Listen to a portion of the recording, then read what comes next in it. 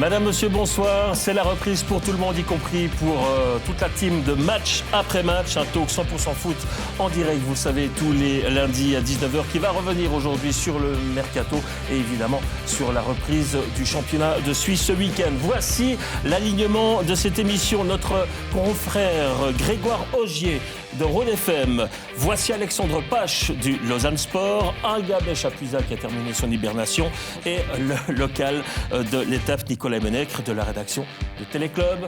Bonsoir messieurs, bienvenue. Bonsoir. On est en direct sur Téléclub, mais c'est également une grande première aujourd'hui. Nous sommes en direct sur Facebook. Du coup, je vous rappelle que vous pouvez réagir via les réseaux sociaux, alors via Twitter, #TCMAM ou sur notre page Téléclub Sport Romandie sur Facebook. Alors Nicolas, ce week-end, super match samedi à Lugano, super match à Saint-Gall dimanche. Vous avez fait les kilomètres, mais vous n'avez pas vu de foot. Non, effectivement, la météo n'était pas de la partie pour ce week-end. J'ai vu une bonne partie du pays, mais pas de football. Alors, le foot suisse dans la neige, c'est à peu près récurrent. 2 matchs sur 5 ont pu se dérouler dans l'élite ce week-end. Qu'est-ce que ça veut dire? Est-ce qu'il faut changer quelque chose? Parce que chaque année, finalement, on se pose la même question. On n'a pas de solution. Est-ce qu'il y en a une? Franchement, une fois c'est en décembre où il neige, une fois c'est au mois de janvier, une fois c'est au mois de février, des fois c'est au mois de mars. C'est le hasard finalement qui est assez mal tombé parce que c'était en plus la reprise. Puis il y avait Alexandre pourra certainement en témoigner, une impatience de pouvoir rejouer. Mais... Bah oui, Alexandre, vous deviez jouer avec Lausanne, et puis bon, bah voilà, renvoi au dernier moment. Voilà, bon, c'est pas la première fois que ça nous arrive à la Pontaise. Oui, parce qu'à Lausanne, on est très intelligent. On met le stade en haut parce qu'on sait qu'il y a de la neige, peut-être qu'en bas, on pourrait jouer. Mais c'est vrai qu'on a trouvé la solution, c'est qu'on a encore fait un nouveau stade encore plus haut. Oui. Bah, du coup, l'équipe, elle s'est quand même entraînée à la place de jouer, j'imagine, sous la neige. Voilà. Par contre, on aurait bien voulu jouer. Je crois que même le club a essayé de faire la demande pour que le match soit inversé, mais ça n'a pas été possible. Donc, match repoussé dans 1 semaine et demie, je crois, normalement. On se réjouit de commencer, quoi. Ouais. Grégoire Augier, finalement, si je vous dis que officiel. Il a aussi fait des kilomètres pour rien. Hein. Ouais, mais... J'étais à Lucerne. Ah, vous étiez à Lucerne. On a vu les images de Lucerne il y a quelques instants. Ouais. L'année prochaine, coup d'envoi reprise le 24 janvier. Oui. C'est pas forcément un problème. Moi, je rejoins ce que disait Nicolas, c'est qu'en fait, la neige, c'est assez aléatoire. C'est-à-dire que certaines années, on ne pourra pas jouer en décembre, comme là, c'est vrai que ça tombe très mal. J'étais justement à Lucerne. À midi, le match pouvait très bien se jouer, et tout d'un coup, est venue la neige. Renvoi obligatoire, c'est vrai que ça tombe mal. Mais on a beaucoup progressé en Suisse ces dernières années, maintenant avec ces pelouses chauffées. Je vois forcément la différence semaine après semaine à Tourbillon. C'est vrai qu'il y a quelques années en arrière, c'était encore en 2015, sauf erreur, quand il fallait jouer l'Europa League contre Liverpool, c'était une vraie patinoire devant la tribune principale à Tourbillon. Aujourd'hui, ça a bien changé. Et c'est un bourbier de l'autre côté. Hein. Alors oui, voilà, c'était une patinoire d'un côté, un bourbier de l'autre. Mais aujourd'hui, ça a bien changé.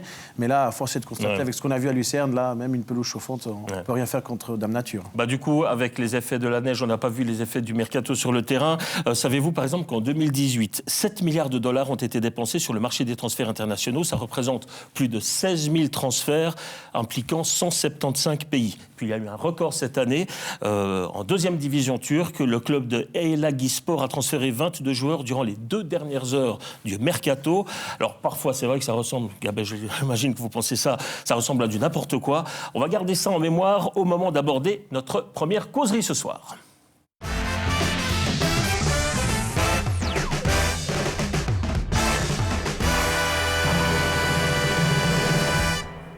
Alors voilà, la question, elle est posée. Qui a réalisé l'affaire du siècle durant ce mercato hivernal? Quel club? Quel joueur? Est-ce qu'il y a un nom de club ou de joueur qui vous vient à l'esprit? Ça veut tout dire. Non, le mercato hivernal n'a absolument rien à voir avec celui d'été. C'est du remplissage. Sur le marché, il n'y a que des joueurs qui sont souvent indésirables dans leur club ou qui sont en recherche de temps de jeu. C'est valable au niveau international ainsi qu'en Suisse. C'est pour ça qu'il n'y a jamais de grandes surprises et surtout pas de grandes stars qui passent dans le club à cette époque. Alors, et pourtant, un grand marché de la mi-saison, voilà, je vous parlais de quelques noms de clubs qui se sont mis en évidence à l'occasion de ce mercato à l'étranger. Regardez, voici les noms. Ce sont quand même des noms ronflants, des clubs ronflants également. Mais est-ce que ça suffira effectivement pour pour faire pencher un peu plus la balance d'un côté ou de l'autre? Est-ce que ça va révolutionner les différents championnats? Il y a 2 jolis transferts. Je trouve que c'est Hugen à Chelsea, parce que ça, c'est un véritable transfert. Et puis Piatek qui a passé de Genoa à Milan. Ça, c'est... Mais le reste, Boateng, c'est un pigeon voyageur qui change tous les 6 mois. Morata, c'est intéressant quand même, Morata. Oui, tout à fait. Balotelli, on connaît ses sauts d'humeur, on ne sait pas combien de temps ça va durer. Mais c'est aussi un pigeon voyageur. De Marseille. Et Morata, il a l'habitude de changer régulièrement. Il a la chance, il a retrouvé un bon job à Atlético Madrid. Il va retrouver Juventus. Je pense associé à Griezmann, ça peut être un duo intéressant. Bon, dans la liste qu'on a vue là il y a quelques instants, il y a un nom très ronflant, c'est quand même celui d'Higuaín. On va peut-être commencer avec le championnat d'Angleterre. Le seul club de Première Ligue qui s'est vraiment montré actif, c'est Chelsea. Donc Higuaín, espérons qu'il ne souffre pas de la malédiction du numéro 9, parce que du côté de Chelsea, les numéros 9, ils ont toujours de la peine à s'imposer. C'est un bon coup quand même. Je pense, ouais, ça a l'air plutôt bien parti en tout cas. De magnifiques goals. Voilà, et puis peut-être c'est un attaquant dont Sarri avait besoin, qui correspond peut-être mieux au profil de jeu Surtout qu'il veut mettre en place là-bas. Donc c'est sûrement une bonne pioche et un bon pari pour Chelsea. Ouais. Au détriment un petit peu de Giroud, qui malgré son temps de jeu assez réduit a quand même passablement marqué et aidé son équipe. Là, j'allais dire quel avenir pour Giroud? Je pense que son avenir, il se dessine ailleurs dès le mois de juin prochain, parce que c'est vrai qu'il était numéro 2 derrière Morata. Là, on fait venir encore un autre attaquant. Ça prouve bien qu'on compte peu, voire pas du tout sur lui. C'est vrai que ça ne doit pas être simple. Bon, il est quand même à chaque fois, il sera dans la rotation, je pense aussi. S'ils sont qualifiés en Champions League.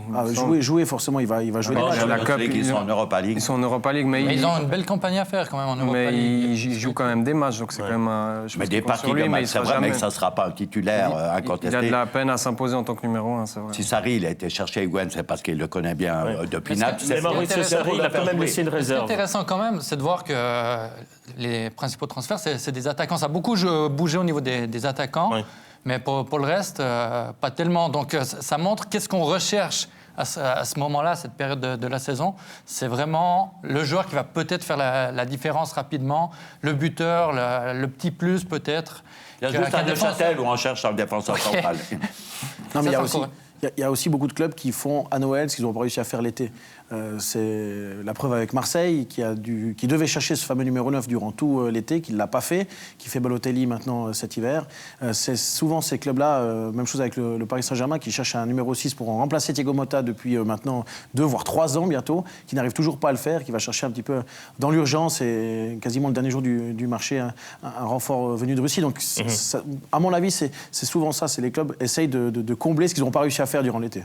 Si je vous dis Boateng au Barça, vous réagissez comment là en provenance de Sassuolo? Choupo-Moting à Paris, c'est le même genre de transfert. C'est un attaquant qui aura encore quelques minutes à donner, qui sera encore moins efficace qu'un Giroud, par exemple. C'est un complément d'effectif pour la rotation. Et puis, je pense que c'est un joueur qui peut s'adapter sur des matchs de mais il aura peu de minutes. De Coupe du Roi. Dans le vrai Barcelone. Après, je pense qu'il en est conscient, puis qu'il vient finir aussi. C'est un ancien qui vient faire un one-shot, même si par le passé, on a vu qu'un Henrik Larsson qui était venu pour faire un court séjour, il est resté 2 ans, puis il a quand même gagné une Ligue des Champions. Thierry Henry aussi avait fait ça. Absolument. À propos de ces transferts dont on parle beaucoup et puis qui sont aussi assez coûteux, je voudrais vous montrer un autre tableau. Regardez, c'est le top 10 de ce mercato hivernal, et ça c'est intéressant de constater que les 2 transferts principaux de ce mercato sont 2 joueurs qui ne seront pas utilisés à l'occasion de cette saison 18-19, mais à partir de la saison prochaine. Alors vous avez De Jong qui vient de l'Ajax pour 85 millions et qui rejoint Barcelone, et puis vous avez Pulisic. C'est quand même également une perte pour Dortmund. Voici la suite de ce classement. On remarque également qu'il y a des joueurs très chers dont je dois vous avouer que j'ignorais jusqu'à l'existence. Non, effectivement, il y a des joueurs comme De Jong, que tous les clubs se sont un peu arrachés pendant le mercato. Dans Paris, lui ont fait un petit peu la cour, et puis on voit que ça termine à des montants qui sont assez importants. Oui, mais c'est les Anglais qui ont fait monter les enchères, il ne faut pas oublier. Vous pouvez avoir, c'est des joueurs pas forcément connus, mais ils vont tous en Angleterre pour des prix, c'est vrai, qui dépassent un la petit Chine, peu on voit, dans le top 10. Alors, il y a les Chinois, les Chinois qui arrivent. Qui ont encore leur marché ouvert. Donc, on parle d'Hamsik, notamment le capitaine de Naples, qui pourrait partir aussi en Chine. Donc, il peut encore se passer certaines choses. Mais c'est vrai qu'il y a des nouveaux marchés aussi qui arrivent, qui s'ouvrent. Mais moi, il y a quand même quelque chose qui m'a marqué durant ce mercato, c'est qu'on parlait de révolution avec le changement de règlement au niveau des Coupes d'Europe. Un club qui joue la Ligue des Champions, qui est éliminé, un joueur qui a joué dans ce club peut jouer ensuite dans un autre club. Et finalement, il n'y a pas eu de révolution de ce point de vue-là. Il y a peu de joueurs qui sont partis dans un autre club. Donc le changement de règlement n'a pas révolutionné, disons, le marché. Et ça, c'est quand même peut-être la plus grande surprise. Traditionnellement, les Français sont quand même aussi sont toujours à la recherche de bons joueurs, si possible, le moins cher possible. Comment vous interprétez, par exemple, Balotelli qui part de Nice pour Marseille? C'est un bon coup, ça, pour Marseille? Avec lui, je crois que c'est... Un but en 11 matchs. Non, mais c'est un joueur imprévisible. Mais bon, les 2 dernières années, il a fait de bonnes saisons à Nice, même si c'est un cas spécial et tout. Et là, il a très mal commencé cette année. Il a prise de tête avec l'entraîneur Vieira. Et là, je pense qu'il... Marseille a tenté un coup de poker. Je pense qu'on aura une réponse d'ici peu de temps.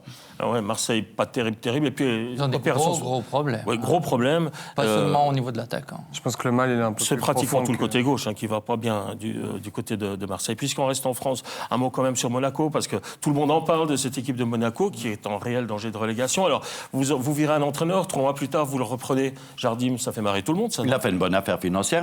Je crois qu'il a versé un joli pactole pour son départ. On lui refait un contrat derrière. Je ne sais pas s'ils ont fait un décompte interne, mais Jardim, c'est vrai qu'il a été un petit peu victime de la politique du club.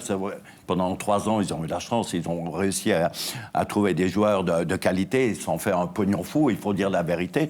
Cette année, ça devait arriver une fois, c'était un petit peu plus difficile.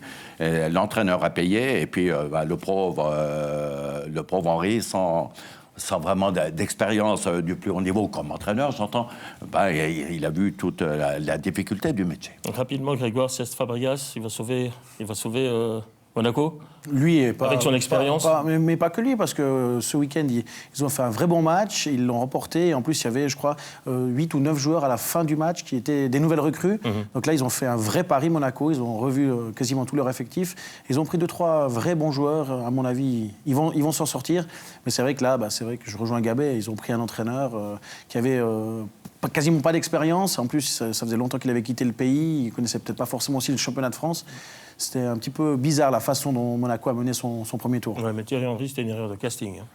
Pour sa défense, il n'a pas été aidé par l'effectif qu'il avait au moment où il est arrivé.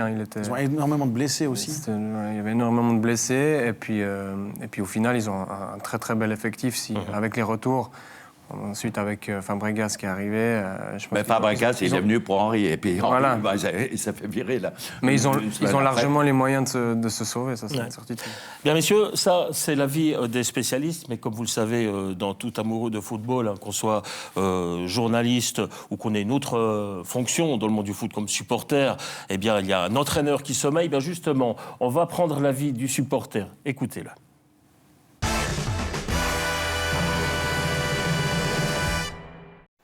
Hey! C'est la fin de la pause hivernale.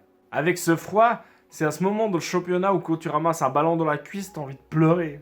C'est aussi pendant cette période, quand t'es remplaçant et que t'es encore pas rentré en jeu alors qu'il reste 10 minutes dans le match, le coach te dit « Va déjà te doucher pour tomber malade ». Oui, je sais de quoi je parle. Et autrement, au haut niveau, il y a eu pas mal de transferts. Mais c'était assez calme, pas d'énormes transferts. Il y a eu Frankie de Jong au FC Barcelone pour à peine 85 millions de francs. Non, rien de folichon. Le joueur anglais Nico Yenaris, il a été naturalisé chinois pour pouvoir jouer en Chine.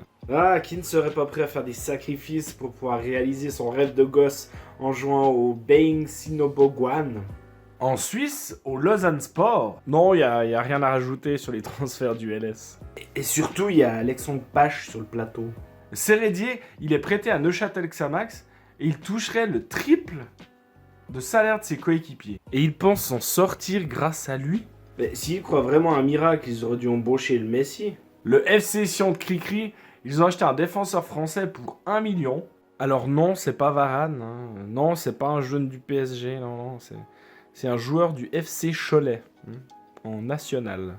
Ce qui est l'équivalent à la Première Ligue Promotion chez nous, en fait. Eh oui, du rêve, la Super League. Et il y a un truc encore plus étonnant au FC Sion, c'est que le coach actuel, Murat Yakin, il était prolongé de 2 ans. Un coach prolongé au FC Sion ? C'est comme si Franck Ribéry avait un prix Nobel. El Hadari est l'ancien gardien du FC Sion. À 46 ans, il vient de retrouver un club en première division égyptienne. Incroyable. La question maintenant que j'ai envie de vous poser, c'est à quand un retour de Gabé Chapuisat? Bah oui, Gab, les bruits se font insistants. Est-ce qu'on va bientôt vous revoir à la tête d'une équipe? Vous en avez entraîné beaucoup, mais enfin, il y en a encore quelques-unes à disposition. Page tournée. Complètement. Mais bien sûr. C'est le plus mauvais job du monde, entraîneur. On est mieux consultant à téléclub. Oui. Bon, si vous n'êtes pas sur les rangs, ça prouve bien que finalement le mercato suisse, il n'est pas si excitant que ça. Hein. Ça n'a pas été très drôle cette année. Certains disent qu'il n'y a pas d'argent. C'est sans doute le cas dans le football suisse. Mais on a quand même relevé quelques noms. On n'a pas l'impression que ça va modifier là non plus le visage du championnat. Les grands dégraissent et les petits donnent l'impression finalement de prendre un peu les restes, non ? Il y a des équipes comme Neuch qui devaient se renforcer. Je pense que c'est un bon coup s'il arrive. Je pense que Seredier, ça peut être un bon coup s'il arrive à tenir physiquement. Il peut donner peut-être une petite impulsion au milieu de terrain. Et puis ensuite, alors c'est à chaque fois des coups de mercato parce qu'effectivement, les clubs n'ont pas forcément les moyens de réaliser des transferts incroyables à cette période de l'année. Et puis c'est difficile pour certains clubs suisses d'attirer des joueurs qui font la différence directement, qui s'adaptent au championnat. Alors, s'il y a un club dont on a beaucoup parlé parce qu'il n'avait pas d'argent, et alors le président, qu'est-ce qu'il nous l'a rappelé ? Vous aurez compris que je parle de Christian Magdi. Regardez un peu le mercato de Xamax. On parlera beaucoup plus encore de Xamax en deuxième partie d'émission. Mais enfin, bon, voilà, Seredier quitte Bâle pour Xamax et Amifico Pululu quitte Bâle également pour Xamax pour compenser sans doute un peu la blessure de Doudin. On est assez loin des objectifs, non ? Non, surtout le but principal, je crois que ça a toujours été l'ambition du club, c'était de trouver un grand défenseur. Et aujourd'hui, on va chercher Seredier. Vous me direz que c'est des transferts de circonstances. Tout d'un coup, Seredier en petit problème avec Bâle qui voulait s'en débarrasser. Ça fait peut-être l'affaire de Neuchâtel, parce que malgré ses 34 ans, c'est un type agressif au milieu du terrain qui peut amener avec sa grinta certainement quelque chose. Mais c'était quand même pas...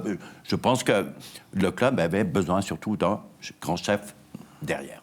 Est-ce que vous avez le sentiment aujourd'hui que Neuchâtel-Xamax, c'est quand même une adresse sexy pour aller jouer? Pas trop, ou plus trop?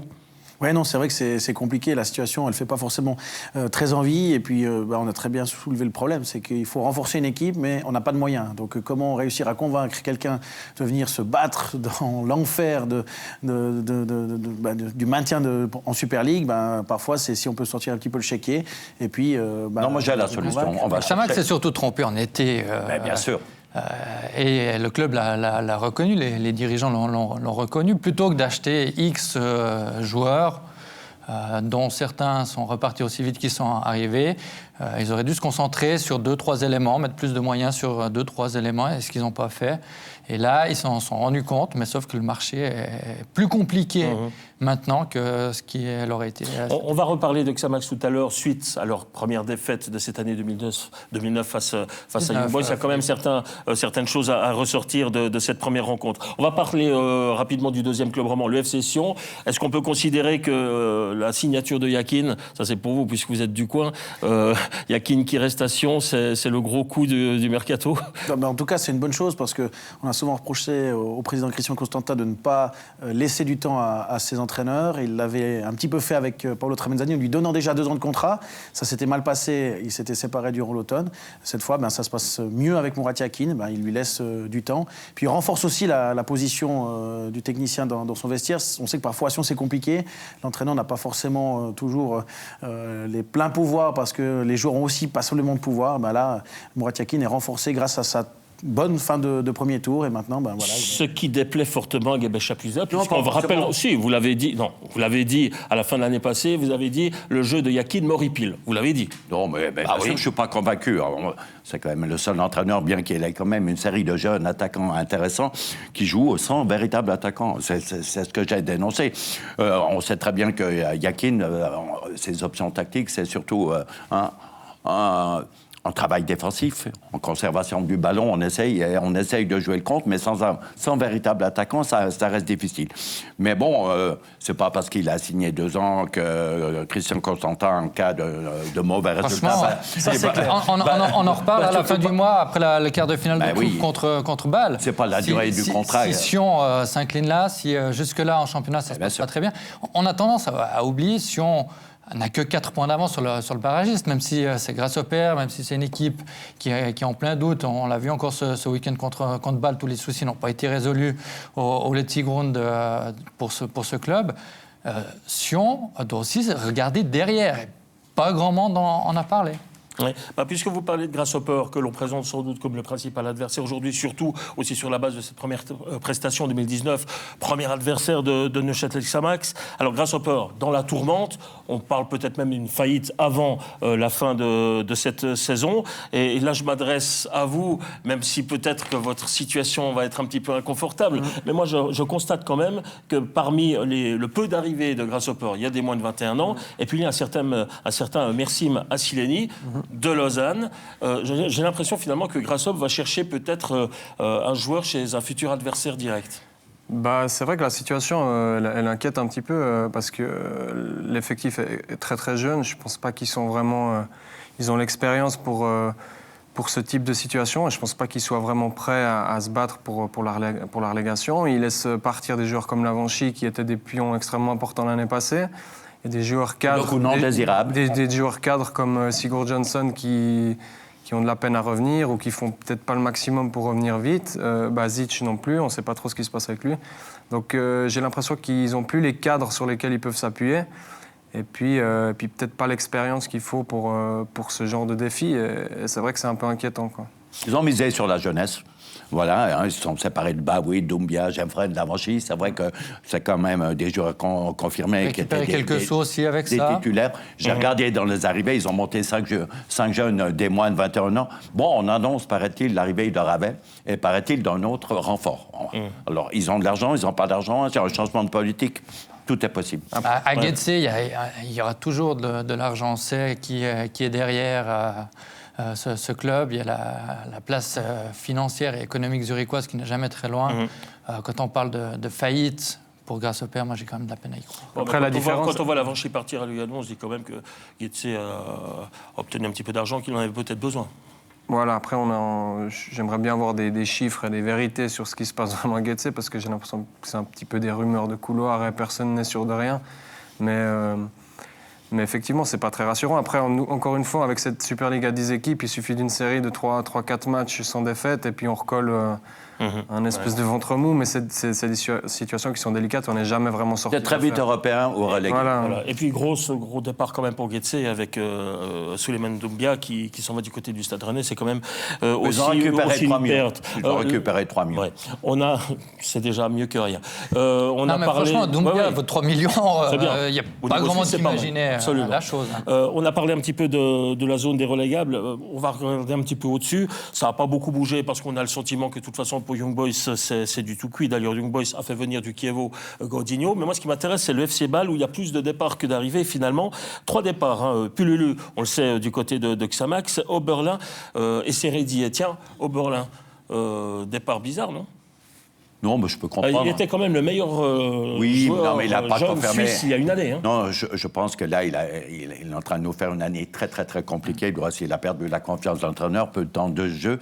C'est un joueur qui doit progresser, qui a des qualités naturelles surtout, mais il a un souci, c'est que techniquement, il est un peu juste. Donc, c'est un type de compte qui peut faire parler sa vitesse. Et du reste, vous avez fait 2-3 exploits en Coupe d'Europe, mais dans une équipe qui joue qui veut jouer au ballon, il a beaucoup de difficultés. Je me demande quand même si c'est pas la somme de transfert presque au niveau de Widmer, qui est un international.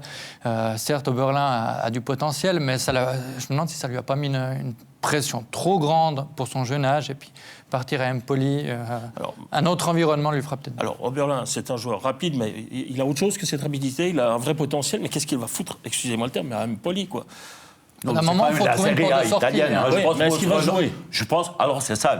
Voilà. Alors, moi, si je m'appelle Oberlin, si je vais à Empoli, c'est pour jouer. S'il a du temps de jeu. Il a déjà presque joué. Il a joué une demi-heure pour à peine arriver. Donc, je pense que Empoli en a besoin. Surtout qu'ils sont en danger de relégation. Voilà, un dernier mot peut-être. Non, juste que si tu fais un transfert, forcément que le premier match, tu vas faire jouer ton attaquant que tu viens de transférer. Donc après, il va devoir confirmer. Il va devoir au public. Voilà, il va devoir confirmer sur les 5-6 matchs les opportunités qu'il aura. Mais c'est vrai que Bâle a dû pas mal dégraisser, je pense, parce qu'ils ont un effectif assez pléthorique avec qu'ils ont eu à cause de la Coupe d'Europe. Donc maintenant, c'est vrai que c'était plus problématique qu'autre chose d'avoir autant de monde dans le vestiaire, je pense. Non, c'est aussi une raison économique. Hein. Donc, Bâle a déjà diminué assez drastiquement son budget. Cette année, il a vu qu'ils sont à 19 points d'IB. Je pense que le titre, ils ont tiré un trait. Donc, ils pensent qu'ils ont un groupe suffisant pour assurer... Surtout que 6 joueurs sont revenus de blessure. Donc, En tout cas, on voit que les avis sont très divers. Je vous rappelle que si vous désirez réagir à ces propos, eh bien, vous pouvez évidemment le faire puisque nous sommes en direct sur Facebook. Vous pouvez donc faire part de votre avis directement. En tout cas, merci pour cet avis, messieurs. On va voir ce que ça va donner lorsque tout le monde aura pu jouer en 2019. Quantité, il y a. Qualité, c'est à voir. Un peu comme sur ce plateau. Il y a un peu à boire et à manger. On va donc vous mettre à contribution, messieurs. On va voir si vous êtes en forme. L'important, on le sait, c'est les 3 points. Quelle que soit la manière. Alors, prouvez-le. On va vous poser une première question. On va essayer de vous coller. Mais ça, c'est plutôt simple. Si le mercato international s'est refermé jeudi soir à minuit, les clubs suisses peuvent encore être actifs sur le marché des transferts. Mais jusqu'à quelle date? 15 février. 14 février. 15 février. Bon, 14 minuit. Allez, 14 minuit. On va vous accorder la bonne réponse aux 4. Mais ça, c'était la question facile. Une petite phrase qui a été lâchée ce week-end, qui a dit, l'air un petit peu coquin, il n'y a pas de mal à se prendre une petite fessée le premier samedi soir du mois. Qui a pris une fessée? Allez, je vous aide. C'est un entraîneur qui a dit ça, évidemment. Allez, on répète la phrase. Il n'y a pas de mal à se prendre une petite fessée le premier samedi soir du mois. On en déduit donc que son équipe a perdu. Oui, là, C'est pas Rudy Garcia? C'est Rudy Garcia, effectivement, l'entraîneur de l'OM. Après la défaite samedi à Reims, petite fessée de 1, mais c'est surtout face à Reims, je pense, ça a dû lui poser un problème. Chez eux, c'est l'accumulation de fessées. Ouais, C'est comment cette problématique. C'est vraiment la spirale négative. Oui, c'est compliqué. C'est vraiment compliqué. 3 bons points là, à mettre à l'actif de Grégoire Roger. Tiens, durant ce mercato, je suis obligé de prendre une liste parce qu'il y en a beaucoup, ne regardez pas. Durant ce mercato, c'est Frenkie de Jong qui a été la tête d'affiche pour son transfert à Barcelone pour l'été prochain. On sait que Barcelone a connu, et vous vous en souvenez, surtout vous, sans doute Gabet, de très grandes victoires grâce à ces joueurs hollandais. Il y en a eu une vingtaine depuis l'arrivée de Johan Cruyff du côté de Barcelone. Alors je ne vous demande pas les 20, mais enfin, il y en a 20. Il y a Johan Cruyff plus 19. Essayez de m'en donner un maximum. Les joueurs hollandais. Coman, Overmars. Alors, on y va. Rijkaard. De Bourg. Lequel? Les deux. Les deux. Reitziger. Bogaard. Oui. Van Bronckhorst. Van Bronckhorst. Cocu. Cocu, oui. Effectivement. Je vous dirais que Philippe Cocu, c'est même celui qui a disputé le plus de matchs avec Barcelone. 205 matchs, 31 buts et une Liga. Et il y a Silesen actuellement encore. Kluivert aussi. Kluivert. Enfin, en gros, tous les grands Hollandais de l'histoire sont passés par Barcelone. Résultat, on aura De Jong en défense centrale la saison prochaine. Bergkamp, effectivement, il n'y est pas. Grand footballeur. Johan Nescon, c'est un des grands qui n'a pas remporté de titre en championnat d'Espagne. Voilà. En tout cas, les Hollandais permettent à Barcelone de s'imposer. Est-ce que De Jong permettra à Barcelone de s'imposer encore? On parle de l'arrivée de Ligt, peut-être pour la suite, pour le prochain mercato. Est-ce que vous imaginez une défense hollandaise, défense centrale, chez les Catalans? C'est tout à fait possible. On sait que c'est une filière qui marche. C'est vrai que les Hollandais ont eu un trou en termes de formation durant ces dernières années. Et puis là, l'Ajax qui est revenu en Ligue des Champions, qui a malmené le Bayern Munich dans son groupe aussi. C'est un petit peu le retour du football hollandais avec les Pays-Bas aussi qui commencent de nouveau à oui, mais l'équipe nationale a connu deux il y a une belle génération qui est en train d'arriver. Oui, allez, je vous donne 3 points collectivement et j'ai encore une dernière question à vous poser. On revient en Suisse. Dans quel club Nouma Lavanchi, qui vient donc de partir à Lugano, a-t-il joué en Suisse romande? Lausanne. FC Vignoble, dirait certes. Il manque une équipe qui porte un nom un peu particulier. Le Team Vaud, effectivement. Ce sont les 4 clubs, Yverdon, Team Vaud, Lausanne et Le Mans. Merci, messieurs. Vous pinaillez un petit peu, non, mais Lausanne, c'est Team Vaud, voilà. Jeune et tout. Voilà, merci, messieurs. Moi, je vous propose peut-être de faire une petite pause maintenant et on va se retrouver pour la deuxième partie de cette émission. On parlera notamment de Neuchâtel-Xamax et du Servette FC. Ne bougez pas, à tout de suite.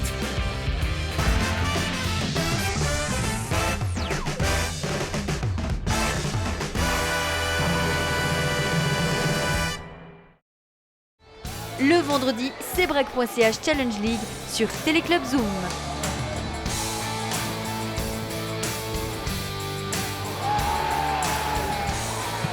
Chaque duel compte, une lutte toujours intense dans un championnat serré.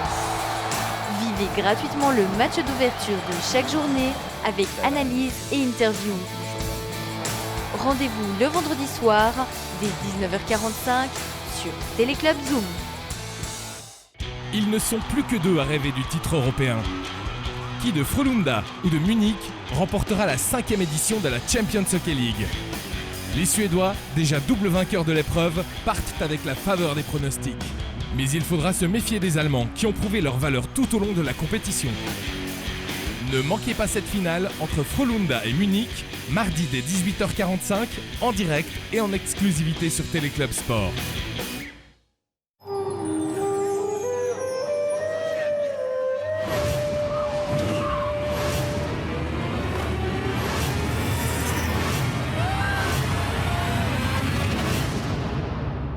Rihanna. Incroyable. Mais c'est Aladdin! C'est quoi l'urgence? Nous avons de la visite. Moi, Shahzaman, je suis venu en 1, prendre Bagdad, en 2, j'épouser ta femme. Répète ça, Rastaman. Ouais, c'est quoi cette épée de merde là? Ramène-moi l'épée qui fait peur! Bon ben, c'est reparti. Tu nous téléportes à Bagdad, on va libérer la princesse. Let's go, baby! Ok. C'est un petit cafouillage au démarrage. Moi aussi, je vois un lampe magique. Bienvenue au marché noir. Il n'y a que des mecs ici. Il suffit que vous rendiez jalouse la princesse. Pour cela, il faudrait qu'elle vous voie avec une autre femme. Alors, vous me trouvez comment? C'est qui celle-là? Il y a une amie qui vient d'Yvelines pour me rendre visite. T'es un génie génial. Vous êtes un maître. 90.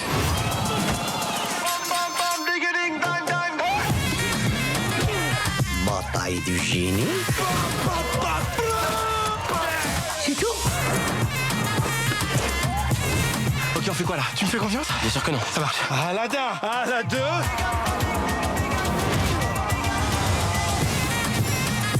J'ai besoin de circuler de manière extrêmement discrète. Tu penses que tu peux me transformer en garde? Check ça. Bien. Attends, c'est quoi cette voix là? C'est pas le pire. Alad 2. Maintenant, à la demande, sur Téléclub On Demand.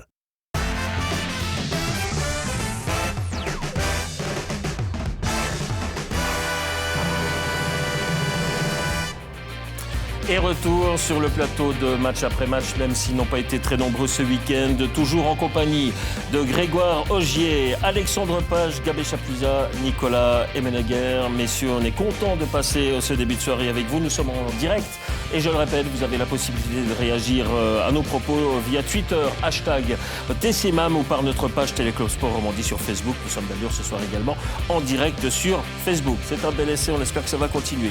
C'est aussi l'occasion idéale pour Gabé Chapuisat. Il a fallu quand même trouver un moyen de limiter un tout petit peu son temps de parole. C'était l'occasion idéale pour Gabé Chapuisat de distribuer quelques-uns de ses tacles dont il a le secret.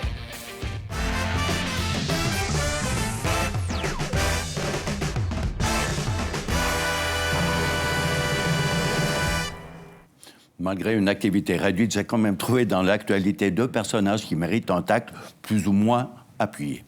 La première victime de mon tacle glissé s'appelle tout simplement Dame Nature, personnage charmant et imprévisible que j'apprécie et respecte. Ses caprices et sa mauvaise humeur ont tout simplement gâché mon week-end en pourrissant une reprise de championnat particulièrement perturbée. Les grands décideurs de Muri devront sérieusement se mettre au boulot pour tenter de trouver une programmation mieux adaptée aux conditions hivernales helvétiques. Alors ça, c'est le premier tacle. On y va pour le deuxième. Oui. Mon deuxième tacle, plus musclé, qui a peut-être la valeur d'un carton jaune, touche directement le corps arbitral un ami de toujours, et plus spécialement Lukas Fendrich, qui tarde à confirmer son talent précoce. Samedi à la Praille, il s'est encore trompé, question d'habitude, et a surtout facilité la tâche d'un Servette, leader peu inspiré et guère convaincant. Ces 2 cartons rouges directs, non justifiés et erronés, ont totalement changé la donne et surtout crucifié et fâché un FC Vaduz qui ne s'est pas gêné, non sans raison, de crier au scandale. Bon, Gabet, vous choisissez laquelle? On vous retrouve la semaine prochaine avec cette chronique ou pas? Je prends les deux, je connais les deux couleurs, donc il n'y a pas de souci. Bah, allez, on va éviter le match de suspension. Alors, messieurs, on revient un peu plus sérieusement. Discussion autour de la décision de l'arbitre de cette rencontre entre Servette et Vaduz. Est-ce que l'arbitre a été si mauvais que ça? L'expulsion du gardien de Vaduz, Hirzel, est-elle si justifiée que cela? Le coup franc qui s'ensuit, en tout cas, est un caviar, on va le voir. Allez, votre avis sur l'arbitre, parce que Vaduz, ça sera même terminé à 9 sur 2 expulsions sévères. Franchement, faire 5-6 heures de route pour se retrouver à 10 après 20 minutes sur l'expulsion qu'on a vue, celle qu'on voit actuellement qui est la deuxième, c'est encore 1-0, il y a encore une chance. Je ne vois pas comment Sulungus peut être considéré comme le dernier défenseur. Il n'est pas le dernier défenseur. Hirzel, avant, certes, sort un peu à l'aventure, mais il n'y a rien de méchant dans son intervention. Bref, je comprends la frustration des Liechtenstein. Alexandre? Effectivement, c'est un petit peu litigieux. Après, je pense que... Mouillez-vous! Non, mais sincèrement, il n'y a pas non plus à crier au scandale. Alexandre aurait quand même préféré que ça va te perdre un point. Alors ça, forcément que j'ai suivi le match et puis on espérait qu'ils s'en coupent, mais il ne faut pas compter là-dessus. Et puis malgré tout, ils ont fait la différence avec ce coup franc magnifique. S'ils ne le mettent pas, ils prennent pas l'avantage dans le sens où... à mon avis, ça arrive tous les week-ends et puis cette fois, ça a été pour Servette et puis le championnat est long et il y aura des décisions erronées, à mon avis, pour tout le monde. Quoi. Non, mais l'explosion de gardien, c'est lourd, hein, parce que une faute de main pas évidente, parce qu'il peut éventuellement l'effleurer des mains. J'ai plus l'impression la sanction est triple. La sanction est triple. Je pense qu'il ne donne pas une faute de main, il donne le geste, la sortie. Incompréhensible. Bon, donc j'ai bien fait de tacler. On a compris votre propos, Gabet. Allez, je me tourne vers Grégoire Rogier. Tiens, une parenthèse, c'est par votre sagesse sans doute que vous faites aussi partie des transférés hivernaux, puisque vous allez quitter Rhône FM pour un nouvel entraîneur. Il est pas mal, Massimo. Oui, hein, ce qu'on n'en comprend pas. Vous apprendrez à connaître. Bon, alors dites-moi ce que vous pensez. C'est très sévère. C'est sévère, très sévère, ouais, quand même. Non, c'est très sévère. Il y a vraiment pas grand-chose. Et puis, je rejoins Gabet. Il y a triple peine. Ça veut dire qu'il y a faute. En plus, il y a cette expulsion. Faute, rouge, goal. Voilà. Ah bon, là, c'est pas l'arbitre qui a tiré le coup franc. Mais... Non, c'est pas l'arbitre non plus qui a placé le mur. Là, franchement, j'aimerais bien savoir. Le deuxième gardien n'était pas prêt. On lui posera peut-être la question. Il siffle faute ou il siffle la main du défenseur? Il y a ça aussi. Même apparemment, personne ne le sait. Personne ne le sait. Il n'y a que lui. Ouais. Okay. Je rappelle que M. Fendrich s'était distingué. Je ne sais pas si Alexandre était sur le terrain à Vaduz. Oui, alors là, oui. j'en ai vu. Donc, à 93e, il a sifflé un penalty absolument scandaleux, alors que c'est Schürpf qui avait joué en volleyeur. Ouais, en plus, c'est vrai que c'était un match... Et comme par hasard, c'était M. Fendrich qui, à la fin du match, s'est excusé. Il aurait eu meilleur temps de se taire.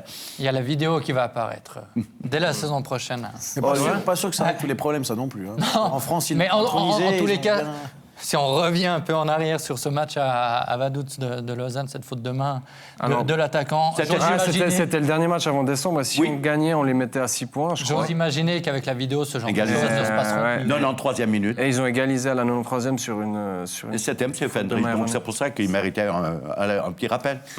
Bon, allez, Gabet, on va quand même donner du crédit à votre tacle à l'encontre de l'arbitre, parce que venant de quelqu'un qui n'a pris que 4 cartons rouges dans sa carrière, contrairement à ce que croit l'ensemble de la population, parce que les gens ont plutôt tendance à mettre un 0 derrière. Largement un 0. Enfin, 4 cartons rouges seulement de votre carrière. Je ne sais pas si c'est une fake news, si c'est de la désinformation, mais si c'est vrai, chapeau Gabet, on ne s'y attendait pas. Bon, allez, on a eu l'occasion d'évoquer tout à l'heure les principales mutations de cette pause hivernale. Il y a 4 clubs de Super League seulement qui ont pu jouer ce week-end, et parmi ceux-ci, il y a Neuchâtel Xamax qui a donc entrepris son opération sauvetage, et sans grande surprise évidemment, le premier match face aux champions de Suisse, Young Boys, ça a été un peu compliqué. On va en parler pendant quelques minutes.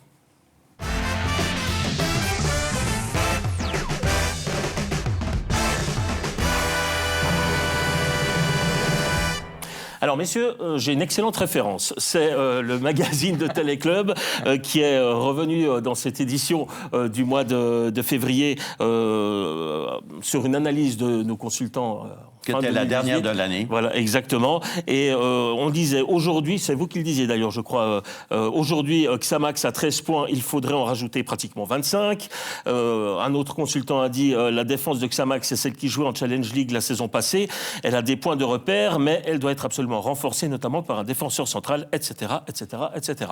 Alors, coup d'envoi de cette deuxième partie de saison. Voici le 11 de départ de Neuchâtel Xamax ce week-end. J'aimerais avoir votre commentaire quand même sur cet alignement qui peut paraître insuffisant par rapport aux objectifs que s'était fixé le club pour se renforcer durant l'hiver.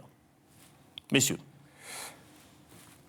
À défaut d'avoir un défenseur central qui n'ont pas réussi encore à enrôler, une défense à 3, c'est pas une si mauvaise idée, je trouve. En fait, c'était une défense à 5, hein, ouais, on est bien d'accord. Oui, d'accord, un même axe à 3. Non, mais je pense que Neuchâtel est parti à eBay. Il a renforcé l'aspect défensif parce qu'il voulait, je pense, pas prendre une casquette. Surtout pas été bon de commencer par une lourde défaite. Ils ont eu quand même assez de chance. Je trouve qu'ils ont été honnêtes, ils ont travaillé, ils ont été déterminés. Ils l'ont toujours fait. Mais oui, mais pour dire... surtout qu'ils auraient pu profiter. J'ai trouvé eBay très passif, qui était plutôt en mode gestion, qui s'est contenté d'un minimum. Il y avait un coup à faire. On a vu sur la fin du match nous avons 2 belles occasions. Et je ne parle pas celle de Thibaut Corbin qui a tué 3 spectateurs alors qu'il était seul à 10 mètres des goals. Donc il y avait un coup à jouer. Mais surtout sur l'effectif qu'on voit, il y a un seul nouveau joueur, il y a Sérédier.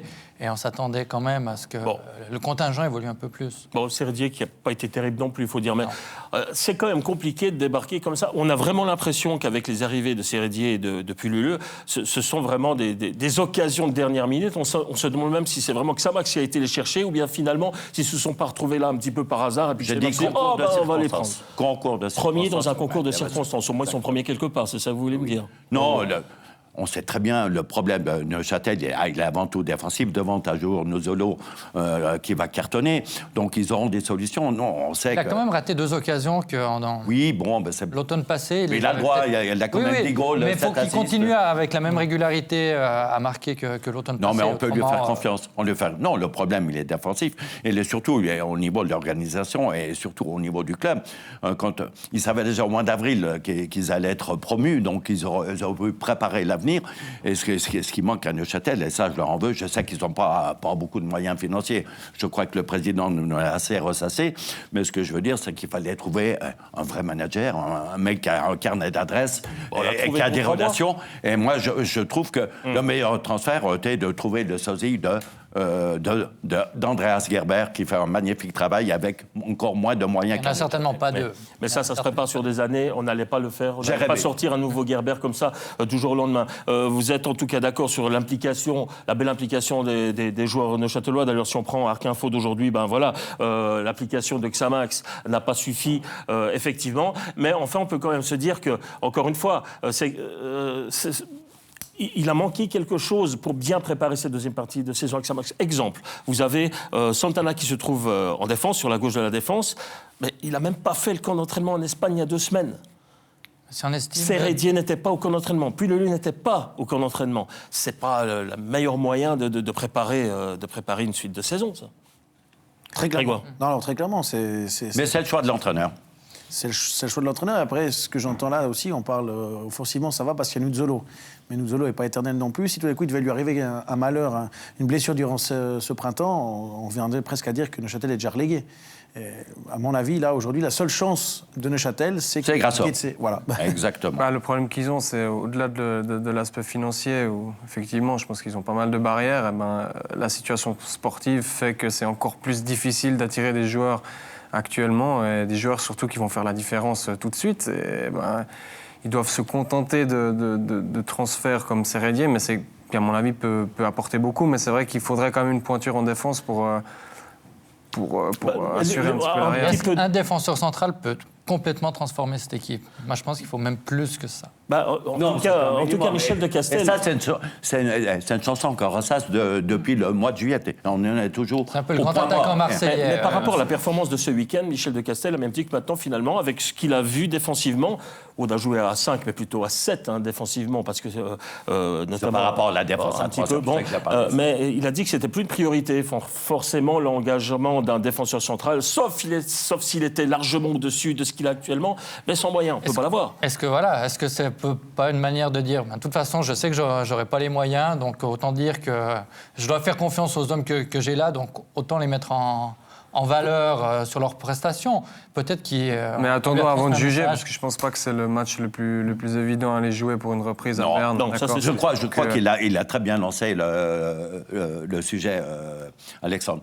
Non, Xamax joue sans navire dans les 2 prochains matchs. Ils reçoivent Lucerne à la maison, interdiction de perte, et surtout derrière, ils ont le match à 6 points à Guetze, avec un Guetze en plein doute, en plein marasme financier, une nouvelle politique et tout. Je pense que c'est l'occasion idéale. Donc, je pense qu'on saura l'avenir d'une façon un petit peu plus précise au soir du dimanche 17 février. Mais Lucerne, c'est une des équipes qui a beaucoup progressé en deuxième partie d'automne. Peut-être encore plus que contre Lucerne, c'est vraiment ce match contre Grasshopper qui est déterminé. Bon, on parle beaucoup d'organisation défensive, mais enfin, pour rattraper le retard, il faut quand même aussi marquer des buts pour faire des points. Aujourd'hui, le salut devant, c'est quoi? C'est Nuzzolo avec Pululu en soutien. C'est quoi? C'est ce qu'on a cru entrevoir, en tout cas, en deuxième mi-temps ce week-end, non? Il y a encore Tréant aussi, il y a encore Ramizi, il y a encore des joueurs comme Veloso, Corba qui peuvent faire aussi la différence. La poisse, ça doit perdre du Doudin, certainement, sur le plan offensif. Doudin, c'est clairement un coup dur, c'est vrai. Après, en espérant que Pouloulou puisse s'éclater. Et puis, il a besoin de temps de jeu. Et puis, puisse aider Neuch à se maintenir. Mais il est clair, quand tu n'as pas d'argent, c'est compliqué. En Suisse, difficile à trouver des renforts. Il faut aller gratter à l'étranger, mais quand tu n'as pas de sous, que ta bourse est vide, tu n'as que du 2e et 3e choix. Ils l'ont déjà eu avec Os. Et puis, il faudra me rappeler, vous qui êtes un spécialiste du football, j'ai perdu son nom parce que je ne vois jamais sur la composition d'équipe. Huguebert. Voilà. Donc, j'ai fait arrêter son bazar avec Huguebert. Ça montre quand même l'impact qu'il a laissé. Ouais. Il est proche du néant, quoi. Ouais. Le retour d'Igor Djuric qui se dessine tout doucement, quand même. Ça pourrait... Pour moi, c'est trop tôt. C'est trop tard. Non, c'est trop tôt, surtout pour sa blessure. Pour lui, mais trop tard quand tu reviens d'une grave opération de ligament croisé, croyez-moi, c'est 6-7 mois minimum avant de commencer à recourir. Mais pour retrouver la plénitude de 100% de tes moyens, on doit doubler, c'est 1 année. Moi, je suis absolument convaincu. Il pourra pas sauver Neuchâtel avec Xamax ce printemps, à mon avis. C'est vrai, ce que dit Gabé, c'est quand il y a une blessure comme ça, il faut compter x2 pour que le joueur retrouve l'entier de ses possibilités, de ses moyens. Donc là, ce sera trop juste. Donc si je résume votre propos, on ne peut pas juger vraiment Xamax suite à ce match face au leader et champion de Suisse en titre. Par contre, on pourra déjà avoir un avis quasi définitif si ça se passe mal après les 2 prochaines journées. Donc en gros... Au soir de Grasshopper, on aura déjà une première réponse. Certainement, mais après, il restera 15 matchs. Il faudra voir l'écart, il faudra voir... Non, c'est surtout psychologiquement, si tu arrives à combler ton écart. Mais je pense qu'il ne faut pas rêver. Il n'y a qu'une place de barrage et ça sauver, parce que je vois mal... Moi, je pense qu'ils n'ont rien à envier à Guetze actuellement, sincèrement.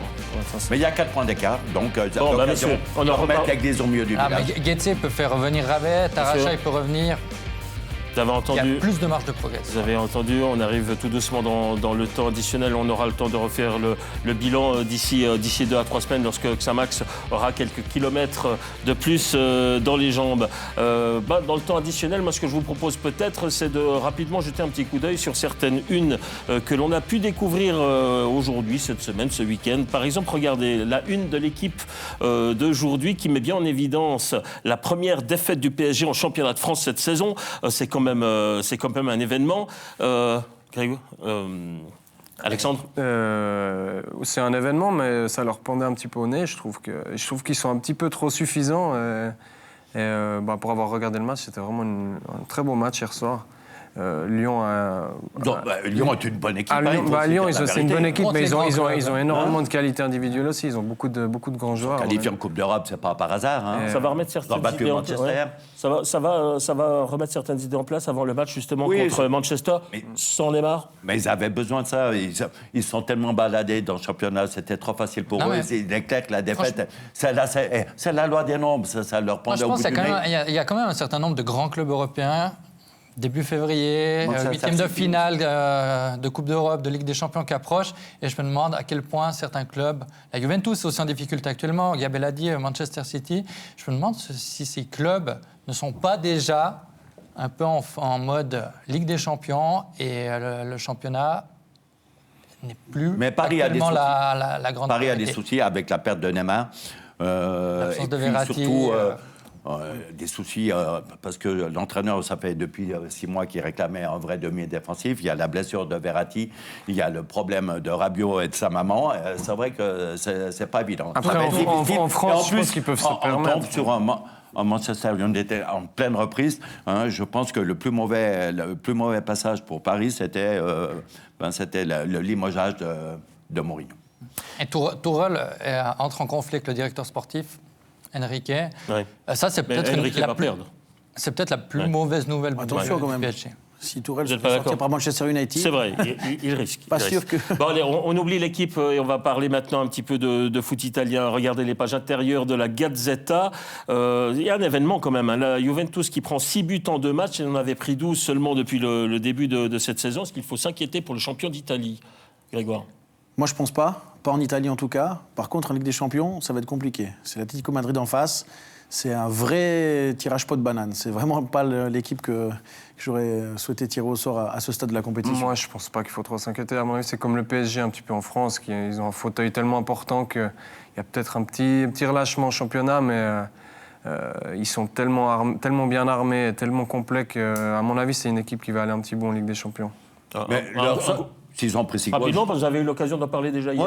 Oui, j'ai une explication. Il a joué avec une défense contre Parme de bras cassés. Ça, je l'ai dit hier soir. Il y a avec des remplaçants. Quand il n'y a pas Bonucci, il n'y a pas Chiellini, il n'y a pas Sandro. Croyez-moi que c'est un autre Juventus. Et vous savez, comme moi, que toutes les grandes équipes ont besoin de grande défense. Ouais. Allez, dernier avis. Moi, il y a ce qui m'a inquiète, entre guillemets, à la Juventus, c'est la nervosité d'Allegri. Il se fait expulser contre l'Atalanta. On parle, il y a des rumeurs le concernant. Je suis un peu surpris que dans la situation où est la Juventus, il y ait tant de brouhaha, disons, autour de cette équipe. Mais encore une fois, le championnat d'Italie, je me fais pas trop de soucis. Je crois qu'ils se sont mis la pression pour gagner, parce que leur but cette année, c'était vraiment gagner la Champions League. J'ai envie de parler du Portugal, parce que vous savez que Haris Seferovic est inarrêtable en ce début d'année. C'est en tout cas ce qu'a retenu le quotidien Record. L'attaquant du Benfica a à nouveau été décisif dimanche à l'occasion du derby remporté face au Sporting 4-2. Il marque le 1-0, il fait la passe du 2-0. En 2019, il a déjà fait 7 passes et 4 buts depuis le 1er janvier. C'est quand même pas mal. Bonne nouvelle pour la Suisse. C'est un attaquant de série. Seferovic, il est bon pendant 3 mois.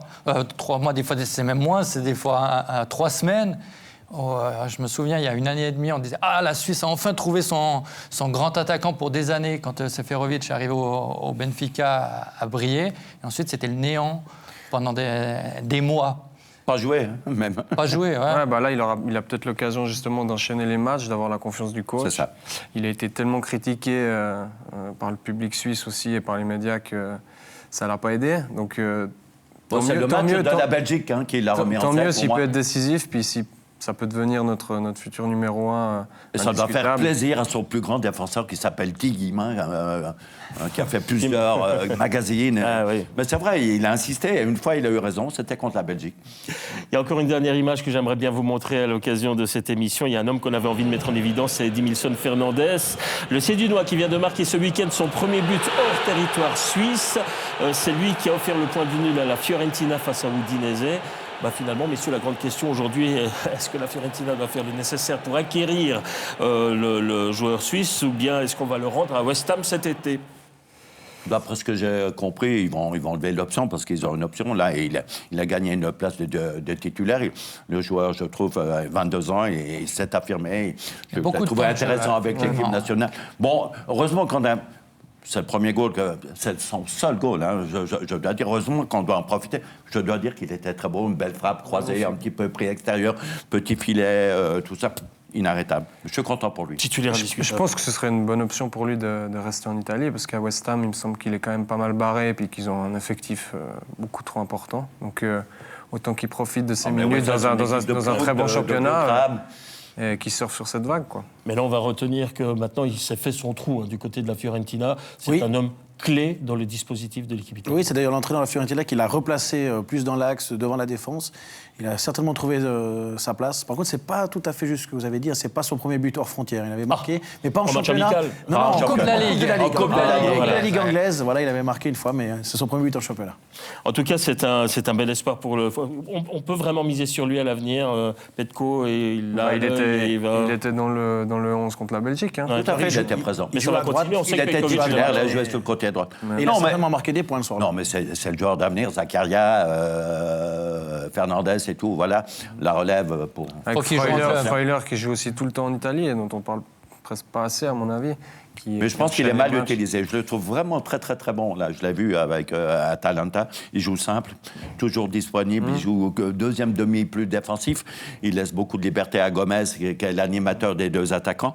Et je trouve qu'il est toujours disponible. Il court beaucoup et tout. Je le trouve excellent, avec très peu d'échelle. Alors que l'équipe nationale, il a toujours raté ses rendez-vous. Vous pensez que généralement, la Serie A, enfin le championnat d'Italie, c'est finalement une bonne ligue, ça peut paraître un peu gonflé, une bonne ligue de développement pour le football suisse ? Pourquoi pas? C'est vrai que là, on a vu pour Eddie Milson, le saut vers l'Angleterre était peut-être un tout petit peu trop grand, trop haut.